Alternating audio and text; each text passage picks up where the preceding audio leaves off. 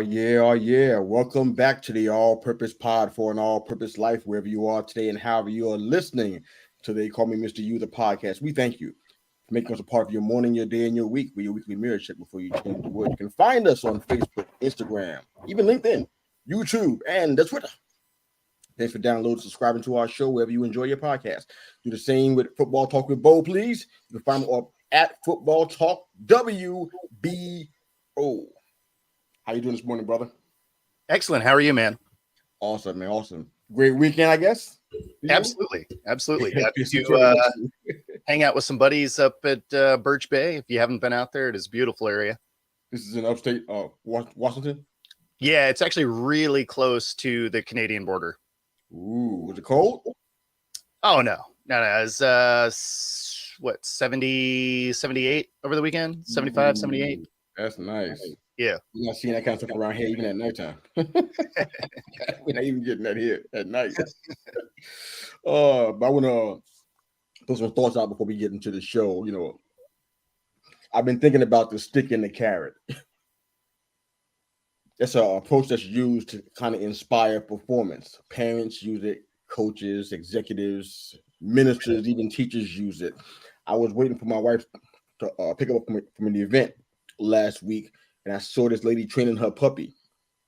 Right, I'm just sitting there watching. I had nothing else to do. I was just sitting there waiting, and every time that she tried to entice the puppy to sit, she would say, "Sit," and he would just resist.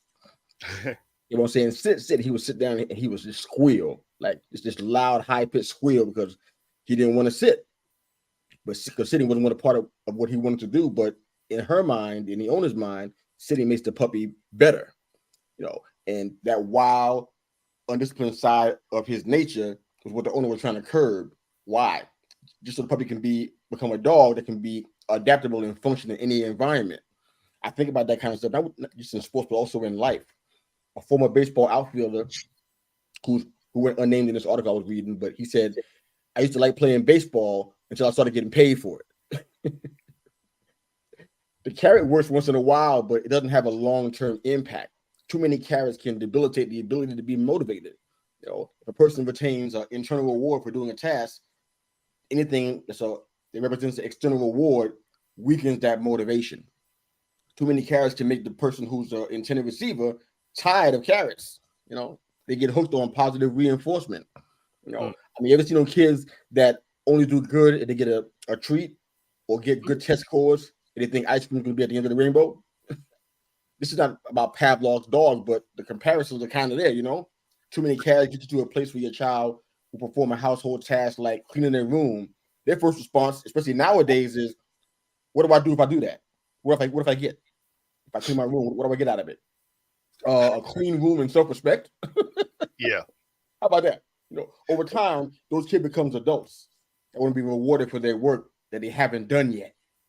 They function on parquet floors and football fields, executive offices and boardrooms. They want to have what they actually haven't earned. You know what I'm saying? Yeah. They don't want to. And it's funny because it already happens in basketball. They get the $100 million contract. They haven't stepped on the floor yet. Yeah.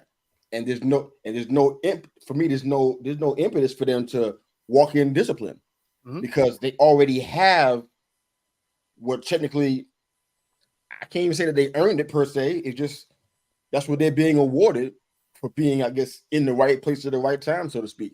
You know what I'm saying? And it's a weird dichotomy. I see it in sports a lot, as you just mentioned, but also in life too. You know, those things that we get rewarded for, sometimes we don't appreciate them very much. Like the baseball player was saying, he didn't want to. He loved baseball so much until he got paid for it. Then it became something different. It became a different animal. Now it's like, okay, now your focus is on this and that and this, and the love of baseball kind of just fades to the background in the list of priorities. I mean, I've seen guys, and I won't talk about the Yankees because that's not what I want to do today. That's a rabbit hole I can't go down today. I'm not in a good mood about that, just to be real. But I've seen guys dog it running the bases, dog it chasing pop flies. I mean, it's like, that's not the love of baseball. That's something different. That's just comfortability with already having a contract, knowing your family is set, knowing generations already taken care of. Maybe it kind of behooves them to, you know, take a little day off, take a little break. Mm-hmm. Like that's what happens in sports. It happens in life too. We do it in our natural lives too, in our regular lives too. We have something that we think is a comfort, and what do? We kind of chill, take our feet off of the gas. Don't work as hard. Don't grind as hard. Let's segue into this real quick. I think you understand this part. Even with us doing podcasting, great example, right? Now, you and I have discussed this stuff many times before about the tendencies of the folks that we're talking to about our show, wanting them to support us, subscriptions on YouTube, all that kind of stuff like that. Now, we know there's a lot of people out there who do podcasts that they got different motivations. Yep. They care more about the numbers than do the people. That's not who I'm talking to today. Excuse me. But you get that, right? It's like once you have those numbers, whether it be 10,000 subscribers on Facebook or 25,000 K on YouTube, whatever it is, once you have that, there's a tendency there to begin to take your foot off the gas and just kind of just forget about the love that got you there. And now podcasting becomes a job, and a so-called business rather than something that you just love. Because I'm gonna tell you right now, I mean this with no hyperbole whatsoever. This is the highlight of my week. If I have to miss this day at 9 a.m. on Mondays, my life's not gonna be over, but there's something missing.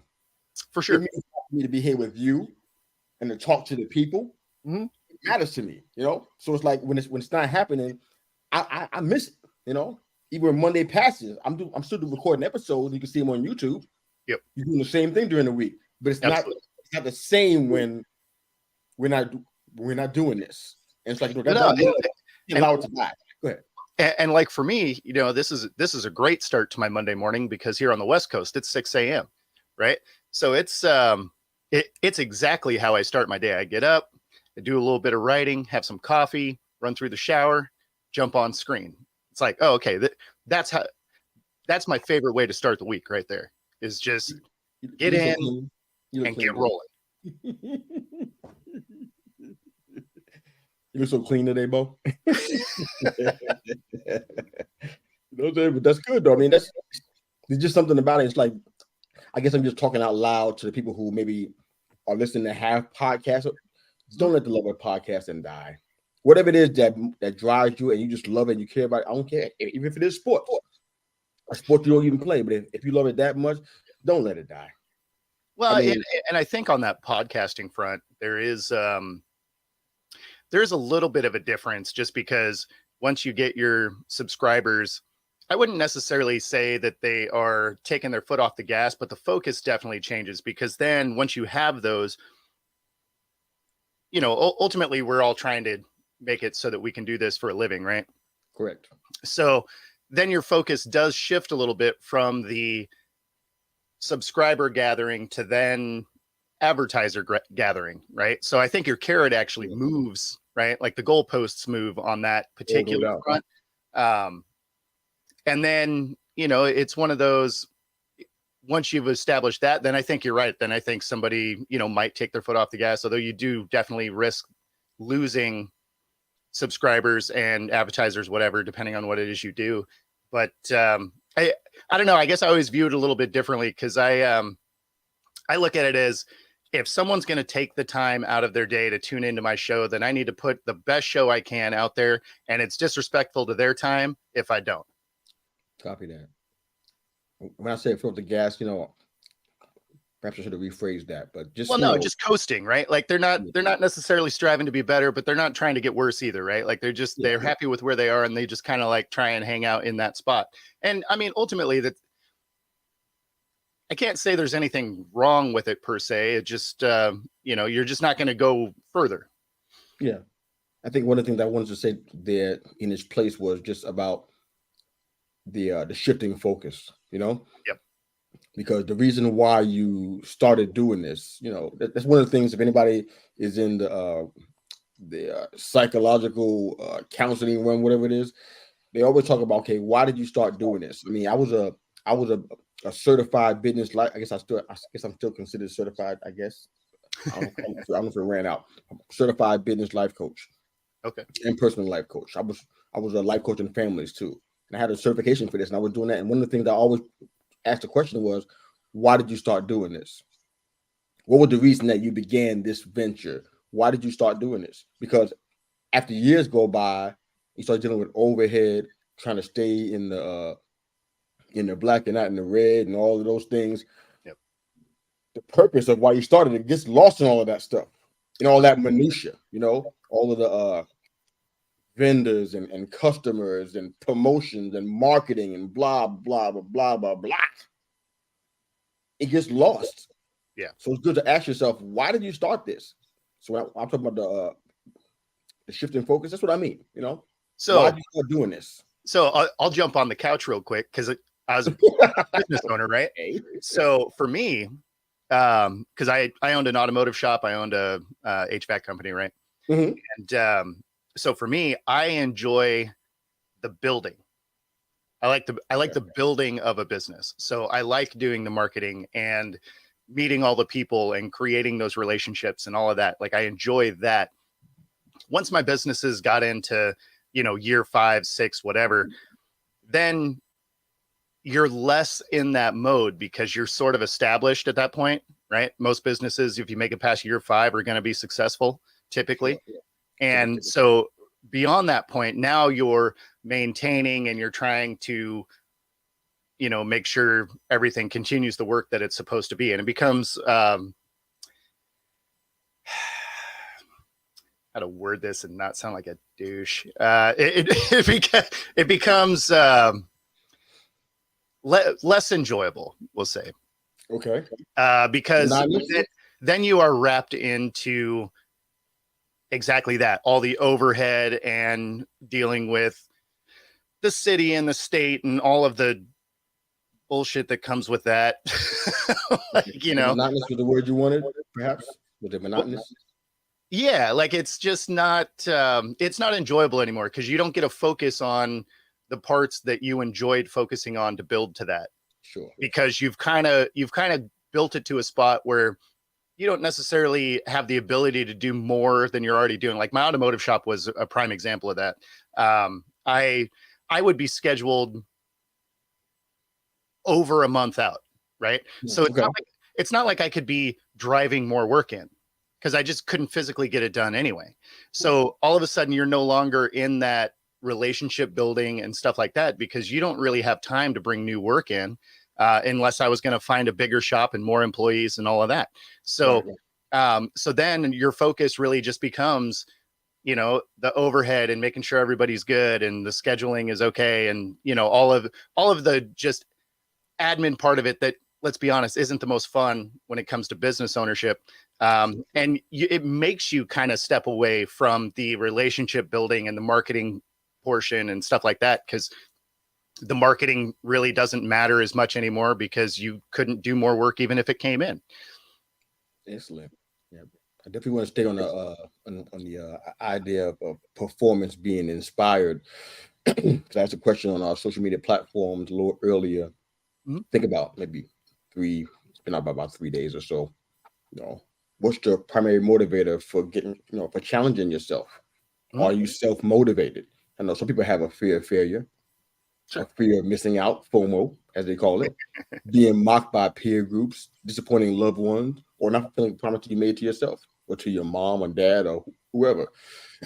Are you self-motivated? What inspires you to perform? I mean, I know we talk sports a lot and it's definitely applicable, but you can find it anywhere in life. What inspires you to perform?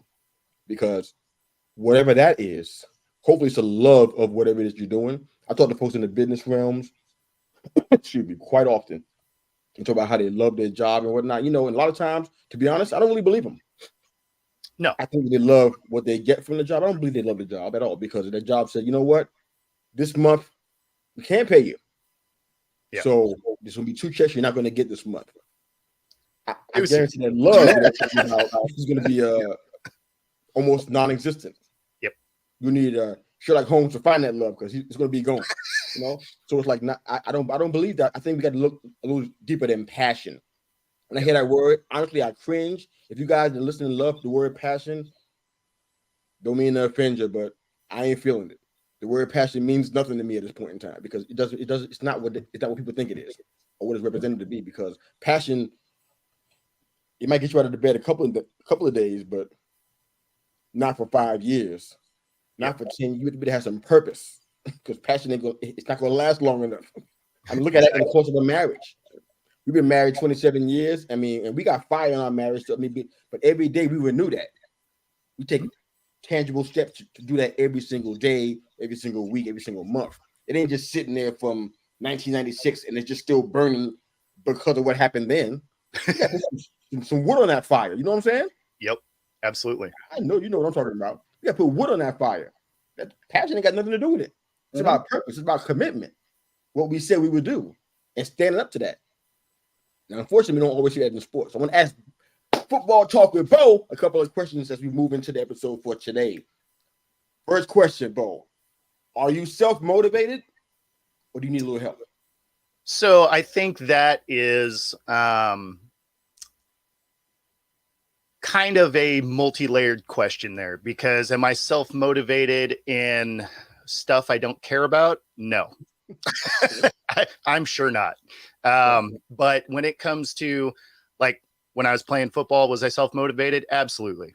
Absolutely. Because I wanted to be better than the guy standing across from me. Okay. So I had a very clear goal in mind. And so, when I was playing ball, I would go, I'd hit the gym at 4:30 in the morning. I'd be there for about 2 hours.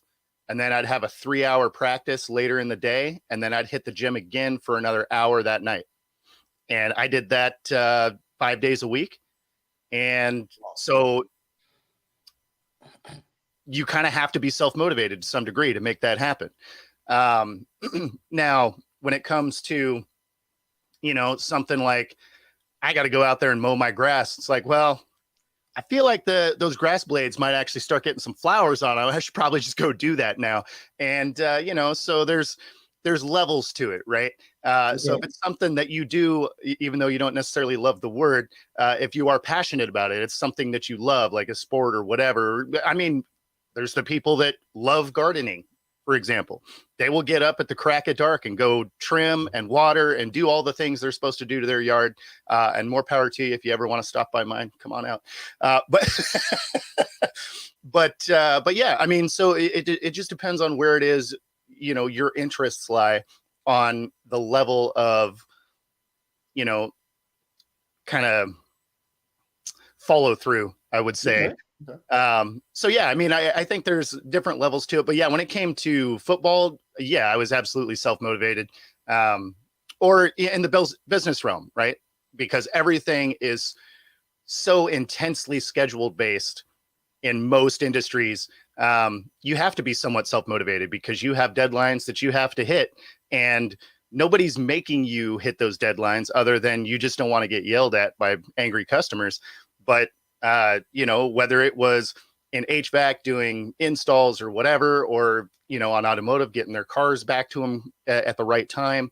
All of these things they're deadlines that aren't really enforced by anything. So you do have to have some motivation on your own to make sure that all of those pieces are moving correctly. That totally makes sense. In the sports realm, so were you saying that you were self-motivated because you want to be better than the next person, or was there another reason why you motivate yourself to get out of bed and do all those things? Was there another goal? Well, I mean, the most underlying thing there is you want to win a ring. You want hardware. And so the way to do that is to be the best, and then to help the rest of your guys on your team be the best. So there was like in practice, a lot of the receivers on our team did not love practice against me because I played at full speed all week. So if you were lining up against me, I was going to jam you. I was going to hit you. Like we were going to battle even during practice. We weren't allowed to tackle you, but I mean, I'd put a hand in your chest real quick. That makes sense. So I mean, for me, when it comes to self-motivation, I'd love to say that, it was about me and my so-called personal goals, things that kind of benefited me. Mm-hmm. Perhaps this is some people see it as a weakness. I've heard people think it was a weakness in my character, but that's not how I felt. Sure. I always felt like it was a greater picture for everything that I was doing. Even when in the realm of podcasting, I mean, we've been doing this since the pandemic started. This is, I think, going into year 3 in September. One of the reasons why, I mean, like I said, there's so many podcasters around us, especially on Twitter. It's almost like everybody and even their grandma got a podcast about cats. I mean, it's rampant at this point in time, and it's like some of the substances is kind of missing from some of that. But I mean, I don't do this because I want to be the number one podcaster in the world. I want to be up there with whoever the number one person is. I'm blanking out on names like Joe Rogan. I'm honestly, from my heart, man. That's not my goal. I want to have 5-digit subscribers. Of course, I want that. I want to reach people, in places where they may not normally hear my voice. Yeah, but those goals don't. That's not where I'm at. I want to impact people. I want to make folks think about things a little bit more competently and maybe perhaps create better habits. And I feel like if a neighborhood, if a family listen to this show and they create good habits, that can become a neighborhood that creates good habits. That can become a city and a state that creates good habits. That becomes a nation. I got a master plan here, man. It ain't got nothing to do with me. I'm just trying to I'm trying to just help make things better. That's all the show is really supposed to be all about. You know what I'm saying? But that's what the motivation is. I don't think about, I can have a nice mansion and stuff. I don't even think about that kind of stuff, especially not as it pertains to the podcast. But let's jump in a little bit. You have any other thoughts about self-motivation in sports or otherwise? Any other thoughts? No, I mean, the only thing I can say is no matter what it is you're doing, you do have to have some goal in mind, because then you could have all the motivation in the world. You don't have anything you're driving towards. So you do have to have either some personal or, professional goals, whatever. You got to have a clear path to it. And then, so this is one thing that served me well that I think people get hung up on a lot is a lot of times, even if you have a goal out there, right? Stuff happens because at the end of the day, the universe looks at your goal and then chuckles and is like, oh, let's see what you do here. And so you get obstacles all the time. And a lot of people end up getting hung up on the obstacle that's itself. And one of the things that I've always done, and it's probably why I stay really calm when, things happen, is the obstacle comes, whatever happens. And my immediate thought process has nothing to do with whatever obstacle just got dropped in my lap. It's always, okay, well, how do I get around that? Like my brain immediately goes to, how do I get back on track? It doesn't focus on whatever obstacle just became in my way. So like one of the things that always pops in my head, my response wise, is my wife blew up the engine in our Escalade, and she's Italian. She has, that loud Italian father that'll, go off the handle about the smallest thing. Right. So she's like, oh yeah, something happened. She confused the low oil light with the change oil light, and smoked the motor. Right. And whatever. And so I was at a buddy's house, and she's like, oh yeah, it made a funny noise. And I'm like, okay, well, I'll check it out when I get home. And I get in the driveway, I hit the key, and the engine's just like, knock, knock, knock. And I was like, oh, okay, that thing's smoked. And I walk in the house, and I was like, oh, it's, yeah, the engine is toast. And she's looking at me like I'm going to yell at her. Right. And I'm just like, I mean, that's unfortunate. And that was it. Like that's all the longer I thought about that particular obstacle in my life. Is just like, okay, well, I'll deal with that. And then I'm back to back on the track of where I'm supposed to be. So if there's anything that I can, give to the listeners, it's make sure you're not spending very much time looking at the obstacle itself. Get your focus back on whatever your goal is, because there's going to be more obstacles. And the longer you focus on them, the further away you get from your goal. Gotcha. I love that. Okay. Yeah. I'm learning so much about you, man. I love Italian food, so I gotta get out there and give me some of that. Yeah, I love that stuff a lot. Maybe perhaps too much, but I love the thoughts about staying focused on the goal and not the obstacle. I mean, it's not revolutionary what you said. I mean, something that we should be No, for doing. sure. I love to hear that people are actually thinking like that, because I don't hear that very often. And I'm in professional circles and stuff, and I hear it there, but outside of that, I don't hear it very often, even in the spiritual circles that I run in. And I'm like, this is profound thinking. So love that you share that with our listeners today, man. Appreciate that. Let's Yeah. jump into a little bit of CFB. All right. Yep. I'm decked out in my amazing blue, so I'm gonna spend a little time talking about Michigan. All right. Yep. But this is gonna be a tough one for me. I mean, I got so many feelings right now about this. I'm like, so help me stay on track. Don't let me go off the rails, man. Help me stay on track. I'm gonna need you today, brother. But I got the more research I did, the more ticked off I got. So help me out. I'm wondering here if Michigan has a serious recruiting problem. Now, I know that there's other universities that have issues with recruiting. It's not like it's just us, but I ain't watching them. I'm watching us. So I'm talking about what I'm seeing here. Apparently, we're like second behind Georgia, but it don't feel like it sometimes. If I go back historically and look at the last 3 years alone, you know what I'm saying? We haven't had a whole lot of so-called 5-star recruits. And in the world of recruiting, stars mean something to a degree. Hold on, man. Don't jump on me just yet. Hold on. A 5-star prospect is supposed to be one of the nation's top 25, top 30 players, right? Mm-hmm. 4 stars would be somebody in the top 250s, 300s. But if the whole class is weak, those numbers get skewed. It almost doesn't even matter that much if you have a 5-star out of a really bad class, right?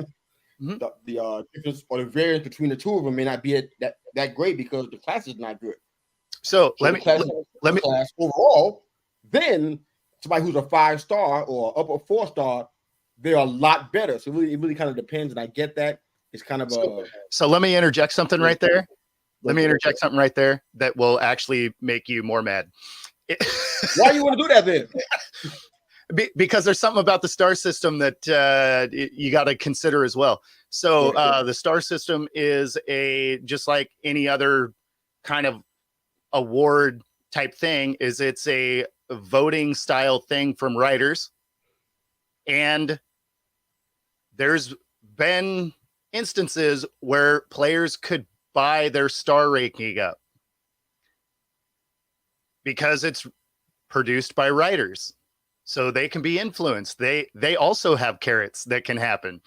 So just to muddy the water a little further, there is instances where players have bought their star level up, and then at the end of the day, all the star level really does is help their preseason ranking, because after that, it's the eye test. They get out on the field and they expose themselves on whether or not they're going to make the jump to the college level anyway. So I don't care how many 5-stars you got. If they can't play once they get on the field, who cares? So I will take a whole lot of 3- and 4-star guys that have a real drive to be better because they feel like they got slighted than a bunch of 5-star guys that may or may not necessarily have the work ethic that you want to see. I'll take a lot of Rudies. I'm totally cool with being educated on this. I'm not an expert. I've been watching college football since 1982, but I'm not an expert. So I'm totally cool with learning more stuff. But okay. Well, tell me this then. Teams like Georgia, Alabama, even Ohio State, they seem to have more of those kind of players, and they usually end up doing more with it as it pertains to playoffs and title runs and that kind of stuff. So are you saying there's no connection between the two of them? Or if you are saying that, then maybe there's hope for us. If that's not what you're saying, then I got some more questions. So obviously there is a connection, right? Like some of these, like obviously these guys are going to be really good. They're all, they're all Americans, whatever, right? So, I mean, I'm not saying that they're not, but those particular schools that you rattled off right there have most of the national championships in the last 10 to 15 years. That is the biggest recruiting aid you could ever have, because they have all the cameras on them for the national games, because every game for them matters, because they're either the returning champion or they were 2 years removed from a champion. So all of a sudden you're looking at schools like Alabama and Clemson and Ohio State and Georgia that have all won championships in the last decade. Well, that helps the recruiting class, because if a player wants to get in and win a ring, are you going to an Alabama or a Georgia? Or are you going to Appalachian State? Like, you want a shot at a ring? Yeah, your decision for schools goes way down, because the college ranking system is this convoluted, also a voting process. It's how the Huskies missed it last year. They were ahead for that 4th spot, and then somehow, without a game being played, they became the 5th seed just randomly, and it's because it's voting, right? And so it's just kind of there's weird things about it. So I actually like that they're finally going to expand the playoff system, because at the end of the day, more of these schools need a shot, and it'll help everybody's recruiting process if it's not the same 5, 6, 7 schools that are in that Final Four every year. Okay, that sounds like a great opportunity for all parties involved. Mm-hmm. I'm just wondering. So let me ask you a question before I go into the other part about Michigan I want to talk about. Yeah. So do you think that if we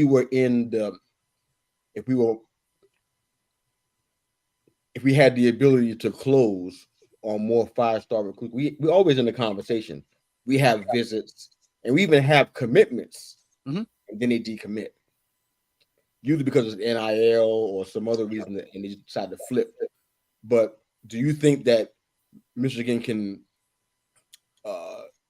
take the next step if we were able to close on more 5-star recruits, or do you think that's not really a factor? I mean,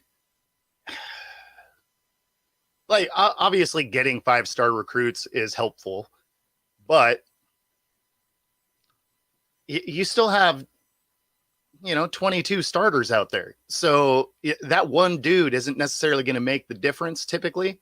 I ain't saying just one. I'm talking about like multiple. Like everybody else is getting. Sure. Yeah. If you end up with an NFL level offensive line or something, yeah, obviously that makes a difference. But all of a sudden you're asking for a lot of 5-star recruits to step in. No, I mean, so will it help? Of course.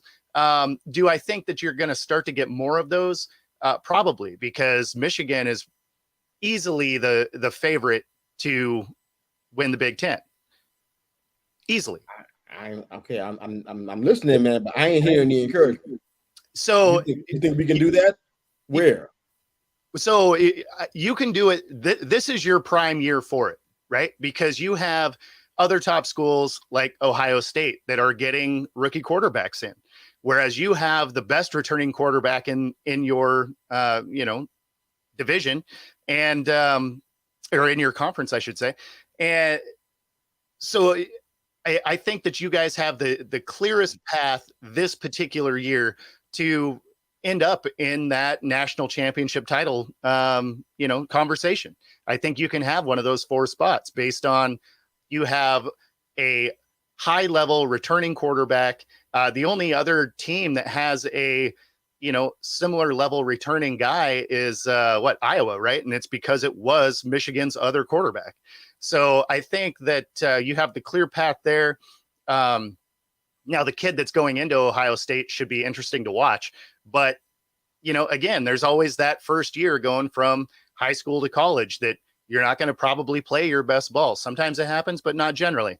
So I think that this year is their real shot to get in that national championship. Real shot. And the thing is if you get into that Final Four position, then that starts to help your recruiting, because they're like, okay, we've done that though, haven't we? We've done that for years. I don't think that You haven't done that for years. You guys haven't hardly beat Ohio State for years. Like, what are you talking about? The last 2 years, emphatically, at least the last 2 years you did. Top 4 for as long as I can remember. We've been there. It's the other part that we can't get past. Yeah, you guys have been. It's easy for us. It's academic. You only lose one game every year. It's not that. It's the other part. The next part, the important part. Yeah. No, that's what that. How do we fix that part, man? I mean, I'm asking because I'm seriously trying to understand what's missing. Well, I mean, I looked at some of the articles. Hold on, I looked at some of the articles and stuff on this, and it's like, wow, none of this stuff is helpful. There's not one great idea in any of these stinking articles all over the whole internet. Yeah, nobody has an idea how to fix this. One year, it was the reason why it was bad because Jim Harbaugh was thinking about going to the NFL, or he was asked about it. Yeah, so that hurt recruiting. Or Sharon Moore isn't what he used to be. That hurt recruiting. And then the other two D-line coaches that weren't making friends with recruits, that hurt recruiting. I'm like, what's the actual answer here? I went to the 5-star recruiting. That's the best option out of all of these options that I had in me. I'm like, maybe it's that. Maybe we'll have stars at linebacker or stars at cornerback. Or what are we missing here? I mean, guys like Blake Corum were incredible for us. Ronnie Bell, pre-injury, that dude was a stud for us. And then you talk about Rob Moore, David Ajabo, who I love so much, Mike Morris, DJ Turner. Guys were incredible for us. But we still couldn't put that thing together. We could find stars like that, like those names, and find diamonds in the rough, but we couldn't ever put it together. I'm trying to figure out what I'm seriously asking. I wish people would help us out and offer some comments. How do we fix this? I mean, you got guys that are 5-star, like you said. Rashawn Gary was a 5-star recruit. If I'm not mistaken. 2016. Jabril Peppers, 2014. DPJ, Donovan People-Jones, 2017. Look at him playing right now. Mm-hmm. Don't look 5-star whatsoever right now. None of the three of them. Yeah. So it's like, so it can't be that. It can't just be. It got to be something else. What are we missing, man? Do you have the answer? I mean, no, right? If you make it into the Final Four, you still have to win a couple of games, right? So, I mean, sometimes that just doesn't work out. I mean, look at the Bills under Jim Kelly, right? Like they went 4 times and they were a juggernaut. Like they were destroying teams. And then they get to the Super Bowl and fall flat. So, I mean, it's not necessarily that you don't have enough good players. Like sometimes you just lose a game, and football is very different than every other sport. It's one and done. So you lose, you go home. Yeah. So it has to be something, bro. I mean, if it's not the players, okay, what is it? Because it's happening at the same time every year. That's what I'm talking about. It's happening in the same place. Sure. Even when we played TCU, it happens at the same time of year. Yep. It's not happening in the regular season. We bounce back and we win most of the games that we play, if not almost all of them. Yeah. Maybe one exception every year. We don't always go undefeated or anything, but it happens at the same time every year. Yeah. The time when it really, really matters. Why is that happening? How do we fix that part? Because it just means they're the college football version of the Cowboys, right? They just can't win at the end of the year. OMG. Just so y'all know, Bo said that, not me. I ain't trying to talk the Cowboys at all today. They're not even on my list of things to do. That's Bo. That's funny though. I mean, but seriously though, I seen it, and this is a basketball analogy, but I've seen it with the Knicks so many times. One of my biggest beef with them over the past maybe good 6, 7, 8 years. One of my biggest beef with them is that they struggle to make in-game adjustments. That was my biggest beef with them. Yeah. I know about shooting, defense, blah, blah, blah, blah, all important stuff. My biggest beef, in-game adjustments. I see that with this team, with Michigan. Yeah. They fail to adjust that. In the season, I see them do it. They might be down 17-0 in the first half. They come back. and stop a mud hole in whoever's on the field. I don't care who it is. Penn State, anybody, run them over. So they're adjusting in game fine there. Mm-hmm. In the playoffs, in those games that mean a national title or not, that's when it doesn't happen. Who's that on? Is that players? No, that's coaching. Specific coaches. Who's that on? That's coaching. Because coaches are the ones that have to make adjustments. Now, if there's just what coach? What's that? Say it again. What coach? That's the head coach? Is that the head coach? Is that the offense? Who's that? Who's responsible for this debacle? Well, it's happening every year now. Yeah, I mean, it's head coach because they have final say on everything, whether it's offensive coordinator, defensive coordinator. Like if they're going to make changes or do something crazy, it's not like they're not going to tell the head coach. So the head coach has to, ultimately, when everything goes right, they get all the praise, and when everything goes wrong, they get the heat, similar to a quarterback. So it ultimately falls on Harbaugh. But I mean, at the end of the day, the rest of the year, they're extraordinarily good.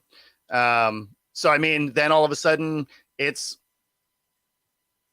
like when he was with San Fran, right? Like they played great through the year and then, come up just short in the playoffs. Now, granted, he made it to a Super Bowl and then, battled their way back and got really close. But, I think, unfortunately, that falls on the head coach. But, I know you would say that. I just didn't want to hear it. No, I mean, but it has to, right? You're the head guy. I mean, think of it in the business world. If a company fails in whatever way, there's obviously systematic issues, but the guy that takes the fall is the CEO, right? Because he's the head of the whole thing. It just feels as though, and things that I'm reading, they're like little small sentences, but those are the ones that has been sticking out to me. Like, wow, this is bad. Like with the young man Justin Scott, everybody was just so excited about him. Really thought he was going to commit to Michigan, and I don't know if he did and decommitted or what, but it looked like a 5-star recruit, somebody, a serious D-line guy, a monster out there. Yeah, different to join our team. Yeah, and different make a great return there, and because of a lack of relationships is how it was worded.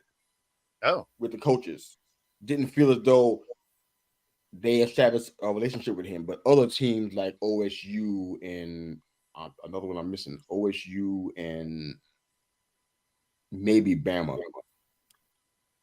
So established a relationship and they made it come down to those two opposed to us. I'm like, ooh. I ain't saying buying video games. Some teams are doing that kind of stuff, and it's like, keep it about football, because football is what it's all about, right? For sure. not couches and video games and snacks, right? It's about something else more than that, right? Yep. So I'm okay with Michigan having an old school approach to that, but the lack of, what does that mean? Lack of relationship. That means you must be kind of cold and standoffish. Maybe you're out of touch with the person that you're talking to. Maybe you don't see them as a person. Maybe see them as a number, as a piece. Well, like, I mean, I don't know. Think about. I saw it more than once. I said, okay, this is something. Go ahead. Oh, think about Harbaugh's personality, though.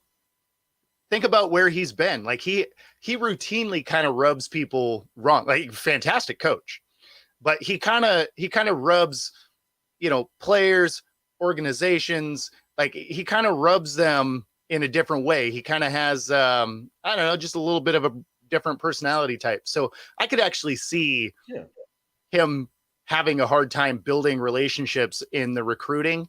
I could actually see that. I could see that. They're not saying him. They're talking about the D-line coaches. Really? Oh, see, that's interesting. They actually named them. Wow. Forget I'm gonna some guys' names, but yeah. Well, and I'm admittedly I'm not familiar with your defensive line coach, but yeah, I mean, so that's crazy. Although it is his staff, so they got to be on his level to some degree, right? Otherwise, they wear each other out. Absolutely. I'm not caught up in the whole 5-star recruit thing so much. I mean, because you got guys like Mista, he was considered a 5-star. Myles Garrett, Kyler Murray. I mean, honestly, I'm not super impressed with them. So it's like it's not about the 5-star. It just feels like the team, the organization is out of touch in some ways. Sure. Where we don't seem to get what's actually happening. I don't know if it's like you said, maybe just not rubbing somebody the wrong way, not thinking about them as people. I don't know, but you know, it's I don't funny know what I learned from all of this. Even in saying that, you have the second most commits in college football. The only one that had more than Michigan was Georgia. Yeah, I know we're number 2. So, and it feels that way. So, I mean, you didn't get one 5-star guy, but you're still the second recruiting class of the year. I mean, you know, you can't be that worried about it. I'm not. I like to see it play out on the field. That's sure. My concern. Those recruiting numbers don't mean anything number to me. one and have them not work out. I mean, only reason why we talk about this today on this show is because I'm crying out for him. I don't care about those. I don't care about the 5-star. I don't care about that. I'm just asking for some help here. What do you guys see? That's all I'm asking for. What do you see that I'm not seeing? Because I can't. I got so many people who are in my Twitter friends list that are OSU fans. I can't talk to them because all they see is the ugly comments and the backhanded remarks. I don't want that today. I'm just asking, what do you see? Why can't we get past that point? I've asked about the Knicks many times. I got answered about that. Even the Giants, we had that 6, 7, 8 year stretch, hell on earth, as we know it to be. I asked about that, and I got some solid answers. But I asked about this, and I'm like, I'm getting what's missing here? That's my question. I guess we'll go ahead and move on. We got other stuff to talk about, but I just putting it out there. We'll discuss it on Twitter today for sure. But let's go into some of the news topics you had, man. You had some things regarding suspension disparity in the NFL. Yeah. And some, So what you got, man? Yeah. So, well, I mean, that one's interesting anyway, right? Because we got suspensions coming down, for gambling, right? Sports gambling. And if it's just on the league facility, but not on football, it's 6 games. And then if it was on football, then you're done for the year. But then you look at situations like, Alvin Kamara or Tyreek Hill, right? Where they put their hands on people, right? So Kamara was in Vegas, and then Tyreek, they got on the wrong boat, and then he put his hands on a marina worker, right? And so Kamara just pleaded no contest to, his thing. And so you look at these and you know that the league is going to be a game, maybe 2, right? Maybe. But then you look at the sports gambling and you literally placed a bet on league property. That's 6 games. It's like, okay, I feel like assault should be viewed much harsher than you made a bet on league property. Now, if you were making a bet on football, fair enough, done for the year, I get it, because that can directly affect the integrity of the game, right? Like you could be making bets and throwing games and whatever. So that totally understand, because the league has to protect the shield. I'm with it. You made a bet on league property because you were in the parking lot, and that's 6 games. That's insane to me. Especially when you figure when it comes to domestic violence or outside violence like this, it's almost nothing. I mean, the only one that was really came down hard was because the Ray Rice video was a video, and it was absurd the level it went to everywhere. Yeah. Right. So, I mean, they couldn't even try and bury that. That was released, and it was a brutal video. So obviously that one was different, but when you look at most of these domestic violence type things, it's a game, maybe 2, whatever, it's nothing when it comes to the scheme of the players. You end up with 30 sexual assault, claims against you, and you get 11 games. I don't know. There's a disparity there that seems messed up, and it's something that I think that the league really needs to make a shift on, because the fact that it is a game or two or whatever obviously isn't enough of an incentive to not do it. It's incredible, man. This is one of those topics where I don't know who even be able to pierce this today. Oh, yeah. It's just so much disparity in this. I mean, Josh Gordon, he got a year for a positive weed test. I don't know how many tests that was. If it was one test, incredible, and got a year suspension. You know what I'm saying? Ray Rice got 2 games, right? Well, he smacking his wife around, and huh? Well, he ended up getting the indefinite because of the video. He ended up getting the indefinite. Yeah. Okay, that's kind of the point I'm trying to go into. It seems like it takes a long time to figure out how to do the right thing. Well, that's exactly right. Like before the video was released, they're like, oh yeah, it's probably going to be a game or two, whatever. And then the video got released. They had to walk their stance back, and then it was an indefinite, whatever. But yeah, no, it's crazy. Calvin Ridley, the same situation. I think his was just like that too. Mm-hmm. Bet $1,500 on 6 bets for his team. Wasn't even playing. Yep. Right. NFL made a determination on that without an investigation, I think, and then he had an investigation and decided to be an indefinite suspension for the rest of the 2022-2023 season. Mm-hmm. So it seems like it's just Deshaun Watson. That's another one. Yep. You already mentioned that 11 games, like 27, 28 alleged sexual assaults. It seems like it's just so up and down. It's like, you know what? It's like the players are making. I mean, I think you mentioned it with the substance abuse. I think they have I think their standard is like 4 games for substance abuse and like 1 game for personal conduct. I'm like, if you want to hurt yourself, it costs you more games than if you hurt somebody else. That's what you're telling me? Yeah. Yeah. No, that's what they say. 4. That's 4-to-1 ratio, right? That's what that's saying. And it tells me that the NFL really thinks about their money and their bottom line more than the players. So the players just been by the government. Then the NFL responds in kind after that. Yep. And decides to hand in. It's almost like, because the government did it, so now we feel public pressure. We have to respond. And that's what it is. Imagine if it didn't happen. If the government didn't levy any kind of I'm blanking out. Got ticked off on that one. The government didn't do anything. Yeah. Then that means the NFL probably won't do anything either. They'll do like a 1 game to save face kind of thing. But yeah, I mean, it's no, and I mean, if you really want to have like a crazy look at how much worse the substance abuse one is, and again, like most of these guys were for weed. Like Ricky Williams ruined his whole career because of it. But he just but when you look at check out, I'm sure you can find the clip on YouTube. Pat McAfee got into the substance abuse program, right? For again, smoking weed. And so not only do you get, the games for the substance abuse, whatever, but then you are in their substance abuse program for like years after that.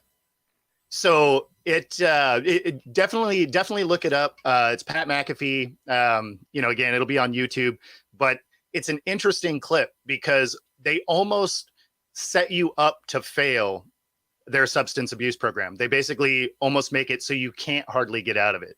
And that, again, more suspensions, and then of course this whole like program that you have to go through.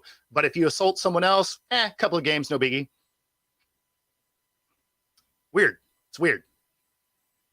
I totally don't understand this. And even, we mentioned Tyreek Hill already, but we didn't even talk about the big one about the child abuse charges. Yeah, so and the NFL refused to suspend them. And it's like it's just a string of occurrences like this. Well, yeah, I mean, there's definitely a history for Tyreek, right? Because he also had domestic violence against his pregnant wife, or in college. right? Now the kid one, that's a little different. And I only say that because he like broke his arm, right? Am I remembering that right? So, that could be Adrian Peterson. I'm not sure. I don't want to say that. I guess I don't remember, but I mean, you know, if you're playing too rough with a toddler, like you obviously can hurt one. There was no video. There was no way to corroborate that he was doing anything crazy. So I do get that, you know, nothing really came of that because there was no evidence to the contrary. Right.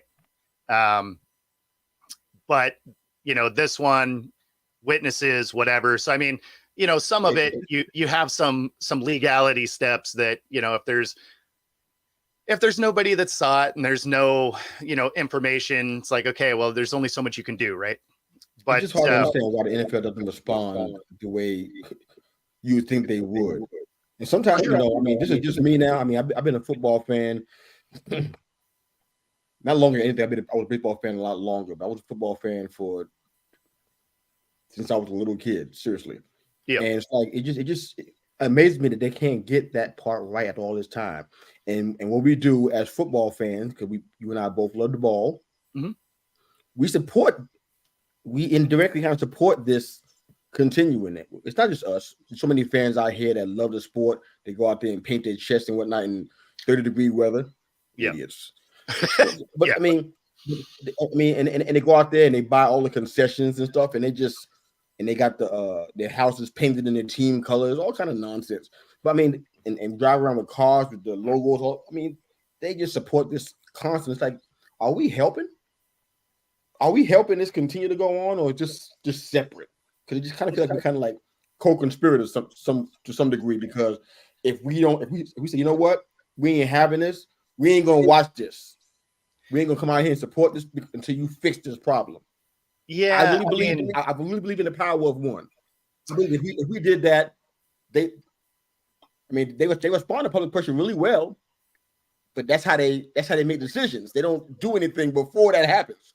It seems like, but yeah, I mean, like if you could get people on board for it, maybe, but I mean, there's no way that you could get enough people to act to really move the needle. And that's true on most fronts, really. But yeah, I mean, obviously we're all, you know, indirectly, you know, co-conspirators in that way because we watch the sport, we buy the things. Like, yeah, it's a fair assessment for sure. Fair enough. But I mean, it seems like in-house you would be like, because I understand there's the NFLPA, and you know, there's precedents that have already been set, and so they kind of base it off of those things. But I think it's on some level, I think the league and the NFLPA need to be able to come together a little bit and be like, look, this is a problem that our sport has, and we're spending so much more money apologizing for these guys than if we just reevaluate the precedent that's been set and maybe reset that bar so that there's a little more pressure to not put yourself in those situations. Fair enough. All right, a couple of rapid fire questions for you, and then we get into our final question for the show. Today's going to be the day that is the deadline for the New York Football Giants and Saquon Barkley to come to some kind of deal. Mm-hmm. Yeah. If I heard right, today is Monday, right? It is Monday. The deadline. What do you think, man? Does it happen or not? And should it happen? So I don't think it happens. I think he basically has to play under the tag. So $14 million. I think it'll be. You think he would take it? What's that? Sorry, I missed you there. Take $14 million if they offer that. Do you think he would take $14 million if they offer that? So it sounded like that was part of the same money I think he had on the table originally before. Yeah, so I think that was the offer. I think it was the guaranteed money that he didn't like. So the offer was there, but I think the guarantee was lower than what he wanted. So I don't think he does. I don't know that he necessarily sits. I think it'd be bad for his career to sit.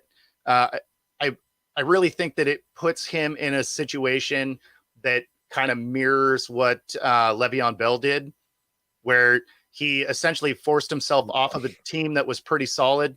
And ultimately, you know, he sat out the year, and then he was just never that same guy. Like, it really hurt his career.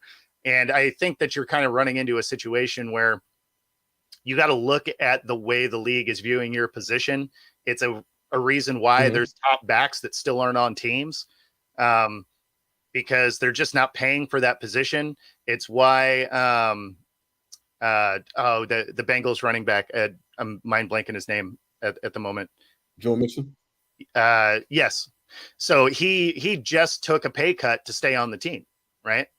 So, I mean, if you're looking at the landscape of the NFL right now and the way that teams are viewing even top running backs, like they couldn't trade Derrick Henry, one of the most dominant running backs in the league. I mean, he was leading for the rushing title before he got hurt, and it took other players 6 weeks to catch him. I mean, and then he still finished in the top 10. He missed half the year. Like, the dude is unreal, and they still couldn't find a trade partner for him. So if you're trying to like be a real stickler over a couple of $1 million, you may find yourself on the outside looking in, because if a team is going to sign you after the fact, you're not going to make as much money. The season's already going. So it's one of those, I feel like you're, throwing away $1 to save a penny. It just sort of, I feel like at this point, even if you weren't going to sign a new contract, play under the tag, but play, because, you know, it's one of those, you need that tape. If you want someone else to potentially pick you up the next year, you got to be smart about your career, because you may give up the 14 mil that you were going to get, and then you may just never land another contract. So, especially because a guy like Saquon has had an injury history. So even though he came out and balled out last year, you know, the year before he didn't, the year before that he didn't, right? Like, he's been injured. So some of those things, I think you have to be a little bit smarter as a businessman. Obviously that is asking a lot of a lot of these players that, you know, are young and, you know, kind of view things in the way of, I'm going to be able to play forever. Because if you ask any player at the beginning of their career, they think they're going to play a long time. And that's not always true. Yeah, definitely. Speaking of running backs that have injury histories, even Dalvin Cook, does he have a job yet? He doesn't. Yeah, he's not on. That speaks to what you were saying. It's pretty hard out there, huh? And you know, what, Chubb wants to be on a different team so that he can be the featured back. Nobody's made a play for him. He's still tandem back with Kareem Hunt. He should be good now because Kareem Hunt's a free agent. He's still on the team. A free agent, so you should be good now. Now you're a feature back now. Yeah, I can't see them bringing anybody else in to take his place. Yeah, I wouldn't think so. I doubt Kareem Hunt's going back to the Browns. I just don't see it. I don't see it. So I mean, he has what he wants now. That's the thing. It's just like, you know, that there's just not a huge market for running backs currently. They're just viewed differently, or if it's going to be a running back, they want it to be the Christian McCaffreys, where they are an extraordinarily athletic, really good hands. Massive injury history with him too. No, there is, but he's viewed differently because of everything he can do outside of the backfield. Whereas these guys that are true running backs, like a Saquon and a Derrick Henry, you know, those guys are viewed different because although they can catch the ball, they're not dynamic with the ball in their hand like a CMC, right? Which is why he'll get more opportunities even with the same amount of injuries, because he's just a more versatile player. And the league is really going that way because of how many different receiving type schemes come out of the backfield. All right. So final thoughts about D-Hop to the Titans. Matter of fact, I don't know how long it was going on, but I found out about real late, I think. Yeah, really busy this weekend. I missed it. I mean, that's your just thoughts. He had the Pats and the Titans as his options, I guess. His best options. He picked the Titans. What do you think? Did you say he's going to the Titans? No, it's done. Oh, it's done. Oh, I missed that. So I was gone all weekend, so I didn't see that. So he's head of the Titans. Yesterday. Oh, he's head of the Titans. That's honestly, I had a lot of questions about that. I don't think we have no showtime for that, but I was just kind of wondering, like, wow.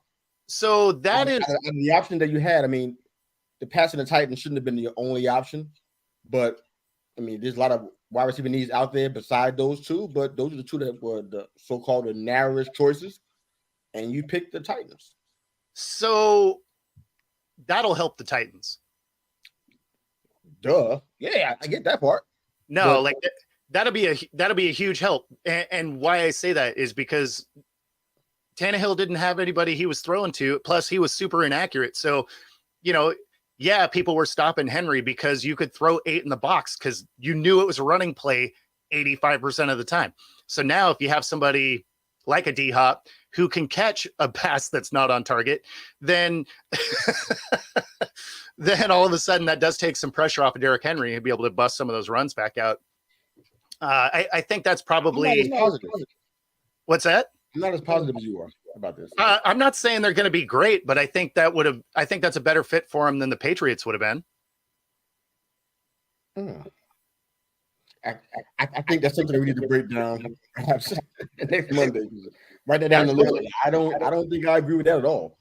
I mean, he's definitely the best wide receiver on the team now, clearly. For sure. He's the number one de facto, so he's going to get a lot of the throws. But look at the guys that are alongside it. That's kind of important too.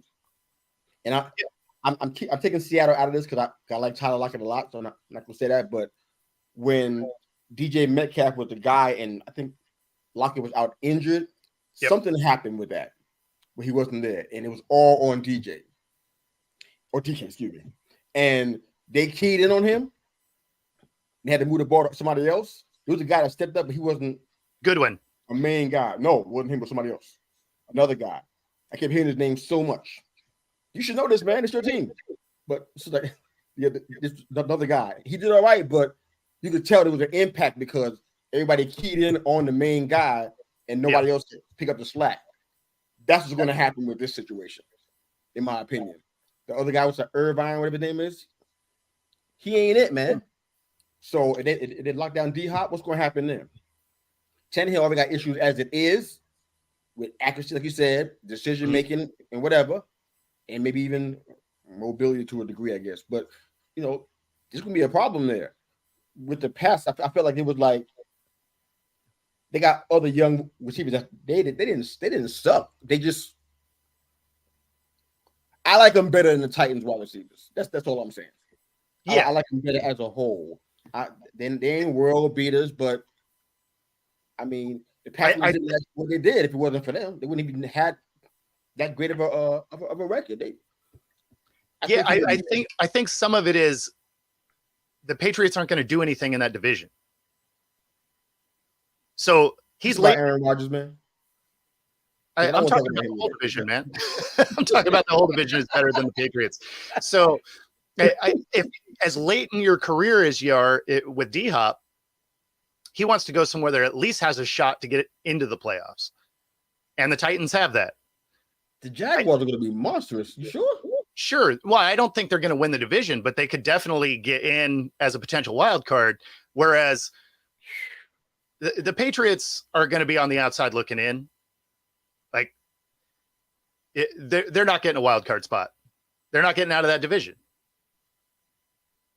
Boy, it's going to be fun next Monday. Where I'm letting this But let's go ahead and jump off, man. But for all you guys listening to our show and supporting us, Football Talk with Bo, and they call me Mr. U. We thank you so much again for joining us.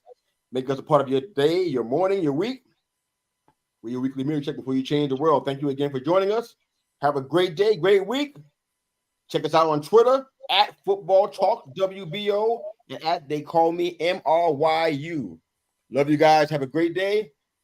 Coach out. Have a great one, everyone.